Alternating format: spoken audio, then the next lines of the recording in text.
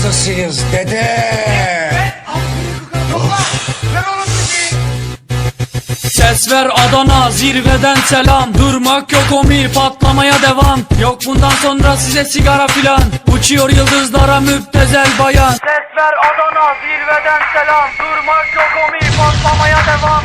Yok bundan sonra size sigara filan. Uçuyor yıldızlara müptezel bayan. Harmanım, baba nerede çarşafım? Gördüğüm bu paketler benim dermanım. Hoppa yavaşça açıldı fermanım. Sakın kaçma buraya gel la kezbanım. Adana çocuğu aga şehrimin delisi. Olay büyük kardeş mevzu kendisi. Plaka 01 korkumuz dinle. Yazmak için yine yuttun bence.